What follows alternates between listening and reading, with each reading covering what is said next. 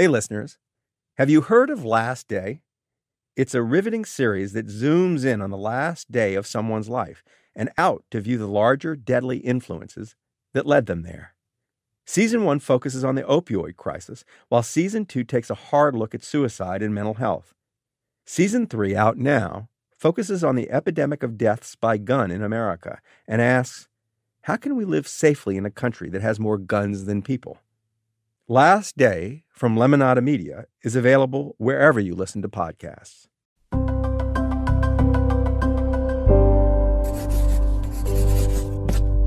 Pushkin. What's your biggest fear? I'd say the biggest fear is something, a mistake that I would make that would damage my credibility to where people would not listen to me when there's a tornado down. James Spann, meteorologist, maybe Alabama's best-known person aside from some football coaches. He's all over TV talking about the weather, especially when the weather might kill you. This is a tornado emergency for the cities of Tuscaloosa and Northport and the campus of the University of Alabama. James is one of those people who's never really had a job because he found his calling. He once stayed on the air as he watched a tornado make straight for his own home, pleading with people to see the risk. If you're just joining us, this is James Spann with Taylor Serralo. Mainly checking on my wife. We've got several she's okay, and she's in the tornado shelter. Okay, go ahead, Taylor. I'm sorry. I was put on this planet to mitigate loss of life when there are tornadoes flying around here. And I have to be very careful in what I say and what I do, not just on the air, but on social media and in real life. To build trust with his audience, James goes to incredible lengths. He's published a children's book called Benny and Chipper, Prepared, Not Scared. He spends time in dollar stores talking to people, because the people who shop in dollar stores are also the people who live in trailer homes, the sort of homes that tornadoes obliterate. He memorizes the names of Alabamians who've died in storms, people he might have saved. There's lots of them. On a single day back in April 2011, a line of tornadoes in Alabama killed 253 people. I know their stories. I know their family members. I've talked to many of them, and it's very motivating for me, and that's my main job in life. It's to make the warning process better with severe weather. He's doing all he can to warn people, yet people still don't understand what he's saying. I'm Michael Lewis. Welcome back to Against the Rules, where we explore unfairness in American life by looking at what's happened to various characters in American life. This season is all about experts. Today we're going to explore the strange thing that's happened to experts. Not all experts, a certain percentage of them. The experts who think and speak in probabilities, who use data to forecast the likelihood of this or that coming to pass. The experts who can never be perfectly certain and who risk our wrath because we love thinking in absolutes.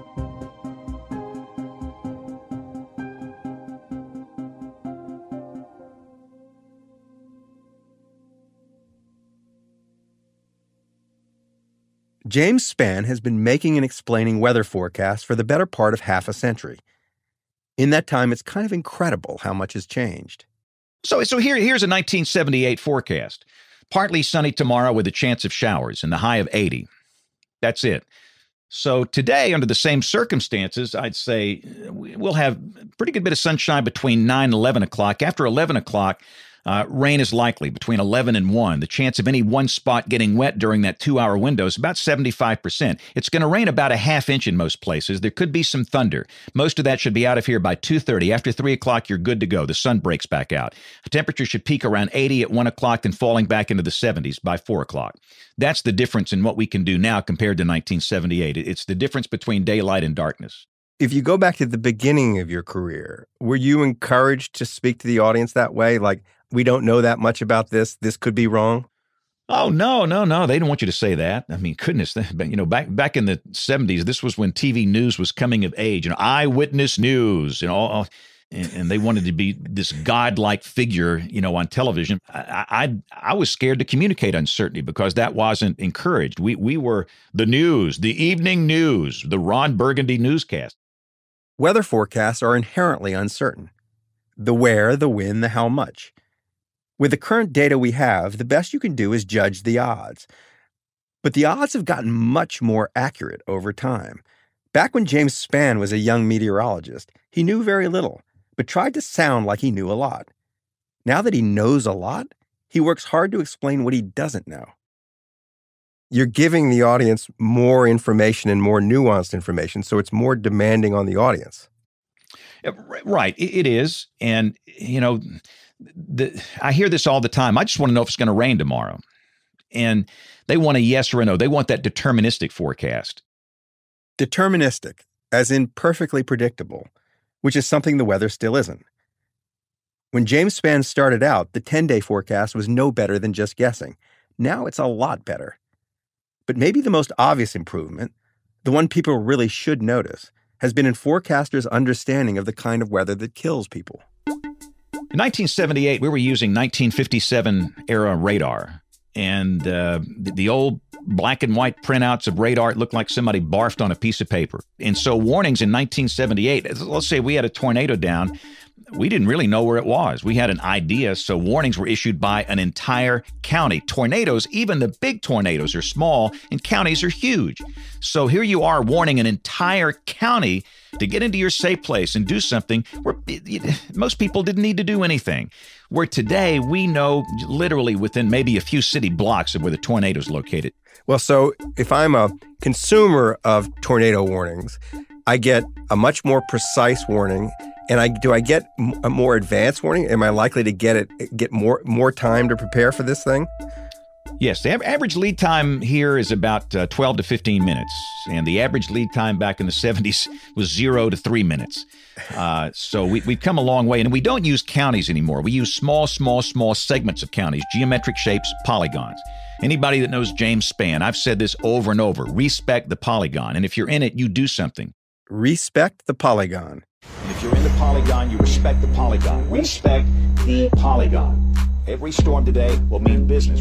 Respect a James Spann superfan did a remix of his famous phrase. Respect the polygon. I love this, of course, but it also raises a question. Why respect the polygon instead of just respect what I say? It's weird. If the James Spann back in 1978 had been as accurate as James Spann is now, he'd have endured hailstorms of gratitude, hurricanes of appreciation, tornadoes of awe. But that's not the weather he now lives with.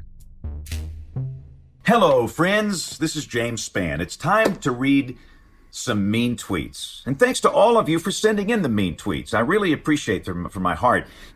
You cost the people in this state millions of dollars by your poor forecasts. I woke up today expecting snow. I blame you, James. I got my dogs all excited for nothing. James, either you're the worst meteorologist I've ever layer my eyes on, or you have the worst luck at predicting the weather. I think it's time to step down, brother. The only difference between James Spann and every other meteorologist is that James reads his mean tweets on the air. Just to show you where we stand, my producer called up some weather tweeters. Here's the kinds of things that people have to say. Weather forecasting is the only job you can have where you can be wrong 50% of the time and still make thousands of dollars. If we were wrong 50% in our jobs, we probably would be fired. I know nothing about meteorologists, but I know that, they're always wrong. I'm one of those people that actually rarely looks at the weather forecast because 9 times out of 10, it's different from the forecast. As technology improves, they don't improve. They continue to be wrong. It's mind-boggling. You're going to get the hate, not necessarily because of your missed weather forecast, but just because of who you are. You're a weather person, and you're a stooge. You don't deserve to be on the planet. You shouldn't be breathing air. And People have that attitude towards weather people? Oh, listen. So I cut off a basketball game on Christmas Day in 2015, and we had a tornado coming up on the southwest part of the city here. It could have killed a lot of people. So we had to cover up about 25 minutes of that game, and nobody lost their life. The warning system worked beautifully. But this is Christmas Day, joy to the world, peace on earth, goodwill toward men. The first email I got, you know what it said? It said, you should have been aborted by a coat hanger. So this is the stuff I deal with. I mean, I'm amazed he still goes on the air. His forecasts just keep getting better and better. But the job of being a meteorologist just keeps getting worse and worse. I tell these young people, you better have a thick skin when you get out of here and you get your first job, because they're going to come after you when you foul that first forecast up. Back in an earlier season of this show, I talked about the problem of referees and a strange phenomenon. A lot of refs are getting better at their jobs. They have new tools, they're better trained, they get better feedback, so they're less likely to repeat mistakes. I mean, there's just no way that the refs in pro sports are less accurate than they were 40 years ago, when there was no replay, less training, and all the refs got hired from the same old boys club. But they didn't used to need police escorts from the arenas. Now they do. In December of 2021, tornadoes ripped through Kentucky. Weather experts gave people lots of warning. So this is just an explosive, severe weather setup, and that's the outlook that we have heading our way, especially after midnight through about 8 o'clock in the morning. We definitely need to stay aware of the weather conditions. Meteorologists, like this guy on WHAS TV in Louisville, were better than they'd ever been. Make sure you have a way to wake up if a warning is issued, like this one that we have. That night in Kentucky, at least 77 people were killed, more people than have ever died from a weather event in the state's history. All people had to do to survive was listen to the experts, and still a lot of them didn't.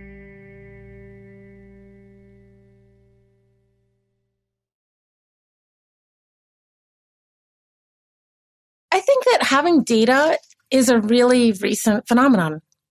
Rebecca Golden, math professor at George Mason University. We didn't have data about how things were. We didn't record what happened previously. And it's only really recently that we think maybe our lived experiences could be in part based on something probabilistic. Like a lot of people who are good at math, Rebecca noticed the confusion and wrong-headedness of people who weren't. She also noticed that even when statistics and these new big piles of data were properly explained, people didn't really grasp their meaning. People have a hard time being convinced by data. It's just that they don't think that their experiences is in line with that data, and so they dismiss it. Or they have other experiences that tell them that there are reasons to be skeptical of the source of that data or the source of the statements that are relying on that data. The problem isn't just in the quality of the information we have access to. It's in the way we make sense of the world. There's a very large segment of the population who are really struggle with basic mathematics. So people are making mistakes because they don't think in probabilities. I think that's right. Rebecca actually helped to start an organization called STATS to expose the statistical mistakes made by journalists. She thought that if statistics were conveyed more accurately to the public would see the world more clearly. Eventually, she decided she was wasting her time. Because there was this bigger problem: how people comprehend statistics, even when they're accurate. Why is it that people don't think in probabilities? Like the world's probabilistic, why are our minds so deterministic? It's kind of a philosophical question. I think we're hardwired to believe it. I think it helps us make decisions without being stressed about those decisions. It helps us act with certainty and make decisions. So we don't hesitate too much and think too hard. In the savannah, we don't say, that's probably a lion. Right. We just run. But to just run is less and less a viable way to move through the world. Because this relatively new thing called data has given us a far shrewder alternative. Everywhere you turn, you find someone analyzing data to generate the same sort of probabilistic understanding of the world that weather people do.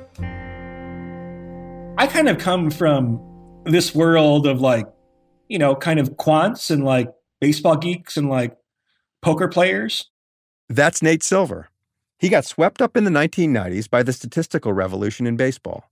And I think I'm kind of like one of the relatively few people who's kind of escaped, so to speak, from that world into like mainstream society. Back in 2007, Nate quit forecasting the future of young baseball players. He began to forecast elections instead. It's sort of what you're doing is actually accepting the possibility that maybe you can predict something. That's right. But yeah, it's like kind of like saying, hey, look, we built an audience for this in baseball, and so politics is still in the Stone Age, and so there must be kind of an audience for this in politics too. When you turn your attention to politics, at what point are you aware that the expertise in political forecasting is sort of limited, that there's kind of an opportunity? I mean, I had an intuition from that from the very beginning.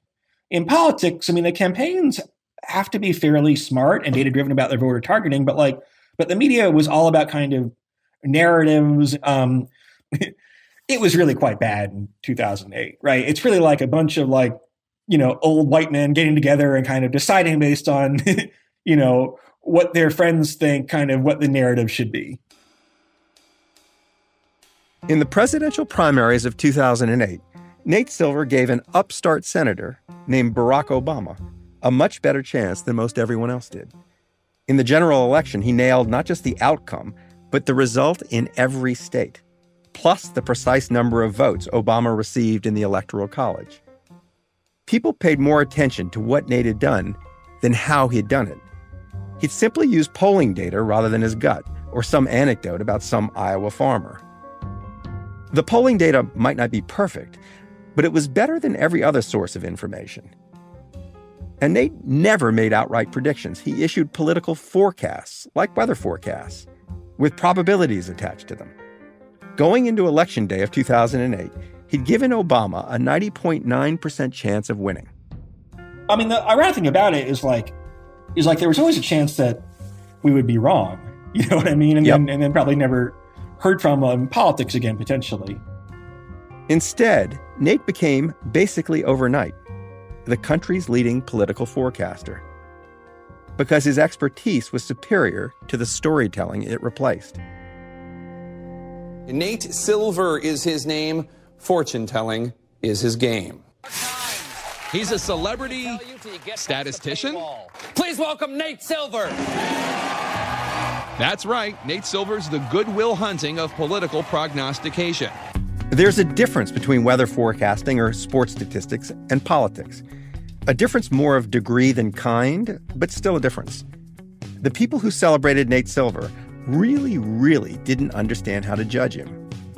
His better insights into polling data had allowed him to see that Obama was basically always doing better than political pundits thought he was doing. But there was still no law that said Obama had to win. Polling data is a bit like the data that card counters get in blackjack. It's a lot better than having no data at all. It helps you to predict what comes next. But even card counters lose lots of hands. And here we go, ladies and gentlemen. Welcome to Decision Night in America here at NBC's Democracy Plaza. Which brings us to 2016. Nate Silver now had an enormous following. Once again, the pundits gave Hillary Clinton better odds than the polls. On Election Day, Nate gave Donald Trump a roughly 30% chance of winning. At the time, that was a radical call. Few traditional pundits thought Trump had that much of a shot. I guess question, guys, are we post Nate Silver? Are we pulled out? Well, they've been wrong. Not only just wrong, they're superfluous, and at the point where they're just... That's when you kind of begin to realize that, like, the way you define success and the way other people look at your forecast as being successful are very different. And also because it wasn't just that, like, we got criticized after 2016 for having, quote unquote, been wrong. It was also, in the run-up to 2016, people were actually mad at us for not being confident enough in Clinton's chances, right? Nate never claimed to have some mystical ability to call a presidential election. And assigning probabilities is not the same as taking sides. Yelling at him for saying that Donald Trump had a 30% chance of winning was like being mad at the weatherman for saying there was a 30% chance of rain, and then getting mad all over again after it rains. I'm going to get myself in a little bit of trouble for saying this, right? But like, people like me really care about being right, quote unquote, for the intrinsic value of like making a good forecast, as opposed to like influencing the narrative, if you will.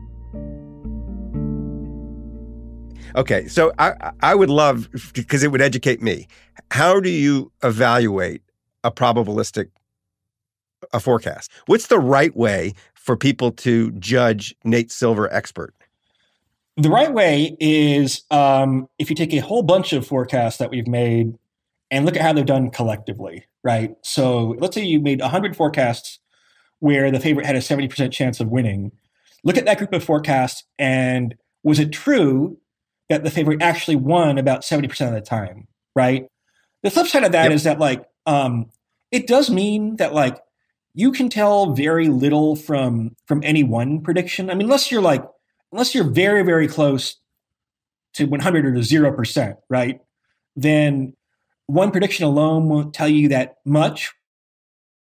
Experts have gotten better, but they've also gotten harder to judge. So hard that you need an expert to judge them. And that's a problem, right? I mean, who's going to go to the trouble of evaluating hundreds of Nate Silver's forecasts? And while it's true that he's made thousands of election forecasts, he hasn't made thousands of forecasts for presidential elections. Most people don't even think about elections or forecasts or anything else the way Nate Silver does. Most people don't even speak his language. I actually think that the word uncertainty is used in English in a very different way than uncertainty is used in statistics. Rebecca Golden again. So when we talk about uncertainty in statistics, we might say something about a confidence interval, or we might use a p-value. I'm not really sure you want this on your podcast. Like maybe that's a little bit too technical. It might be better to, trying to think of how it might be better to talk about uncertainty for your public.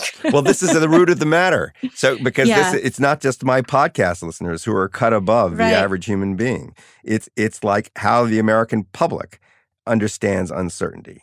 How do you convey it? I think the best way to talk about it is to actually put it with specific numbers.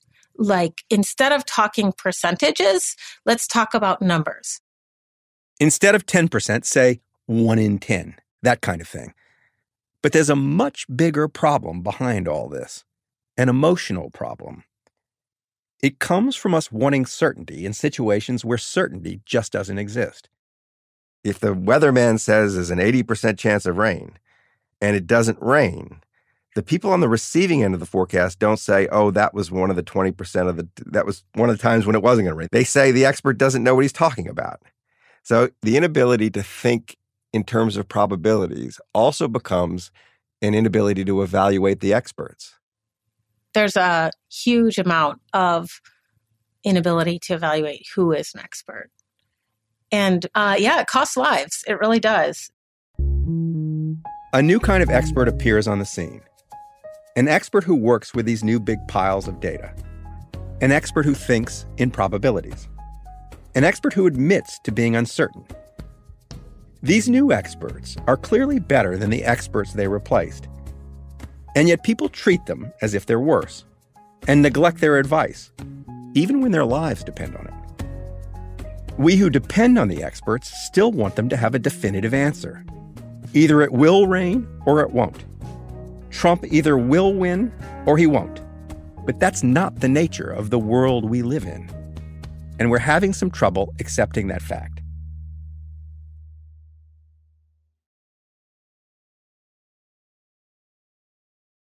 The more you look for it, the more you see this problem we've been talking about.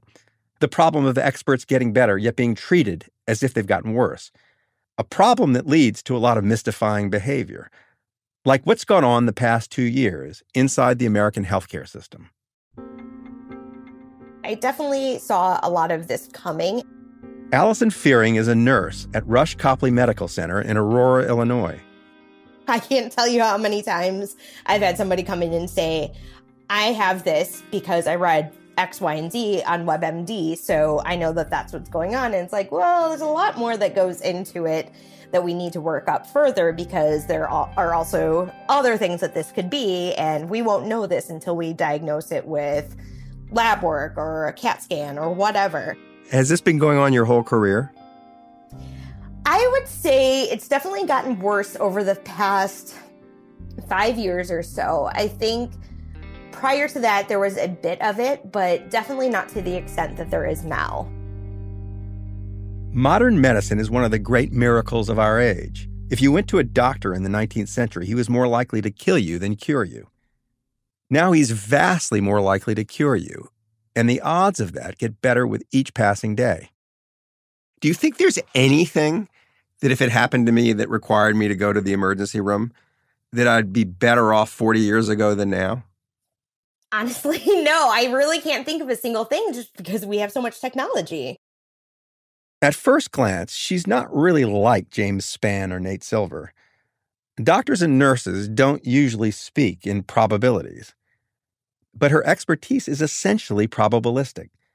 Behind her is a world of medical science that's calculating the odds all the time. The odds that you have this disease as opposed to that one. The odds that this treatment will work versus that one.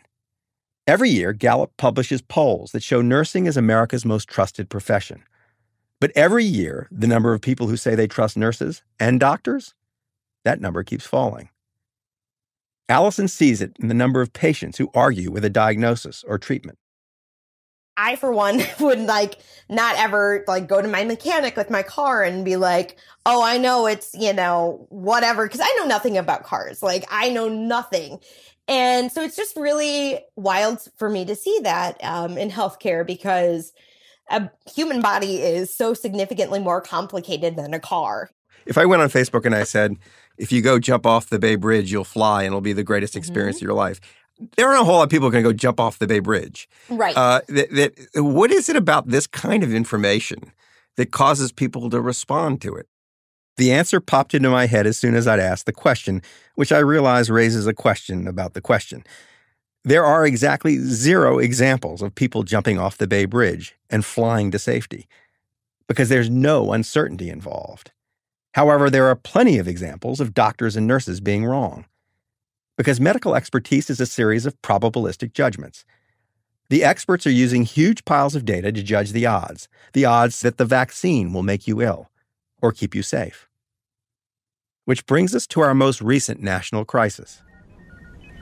I have been hit while trying to, perform a COVID swab on somebody who is very clearly dying and crashing fast, and we need to do everything fast. And we say what we're doing. Hey, I'm Allie. I'm your nurse today. I'm going to be swabbing your nose real quick for a COVID swab, and getting batted at, told that this is not COVID, that this is just bronchitis, and just give me treatment for bronchitis. This isn't what's going on. And it's like watching somebody basically break down right in front of you and watching them choose to basically not help themselves.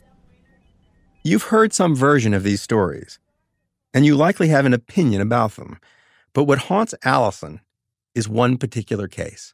He was a member of our local police department and, worked as a cop. He was the epitome of health. He had no pre-existing issues, nothing else going on.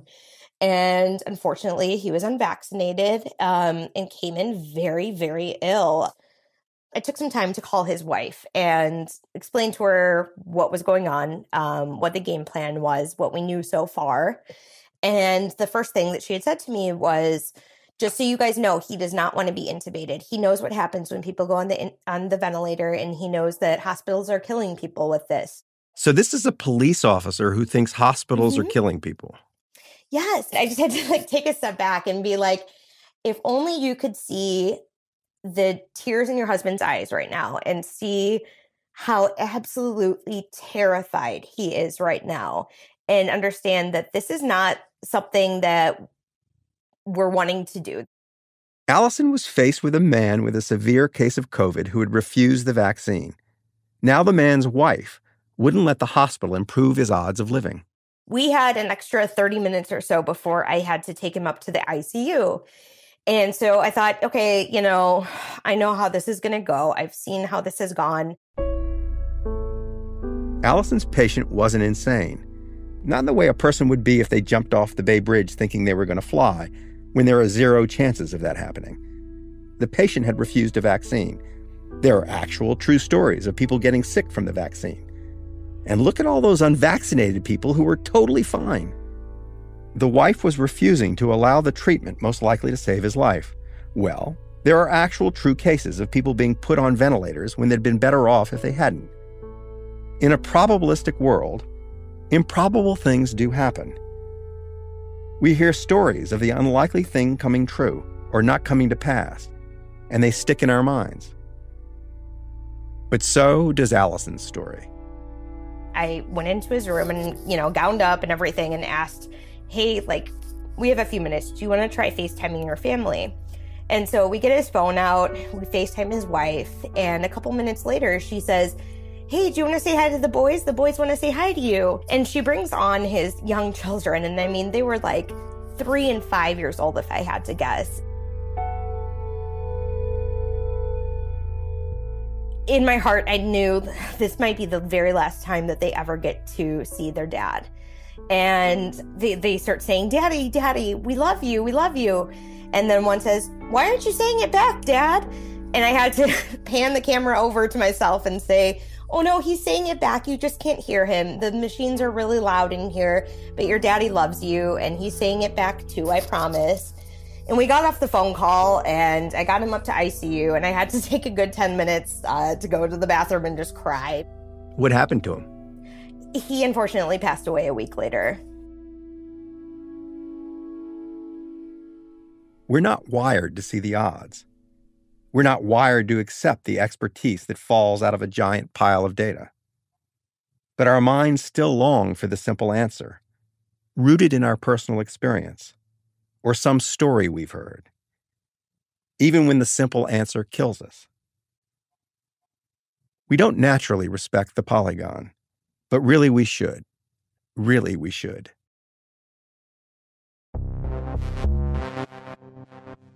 Against the Rules is written and hosted by me, Michael Lewis, and produced by Catherine Girardeau and Lydia Jean Cott. Julia Barton is our editor, with additional editing by Audrey Dilling. Beth Johnson is our fact-checker, and Mia Lobel executive produces. Our music is created by John Evans and Matthias Bossi of Stellwagen Symphonette. We record our show at Berkeley Advanced Media Studios, expertly helmed by Topher Ruth. Thanks also to Jacob Weisberg, Heather Fain, John Schnars, Carly Migliori, Christina Sullivan, Nicole Morano, Royston Beserve, Daniela Lacan, Mary Beth Smith, and Jason Gambrell. And an extra special thanks to Sam Sharples for letting us use his amazing Respect the Polygon remix. Against the Rules is a production of Pushkin Industries. Keep in touch. Sign up for Pushkin's newsletter at pushkin.fm or follow @PushkinPods. To find more Pushkin podcasts, listen on the iHeartRadio app, Apple Podcasts, or wherever you listen to podcasts.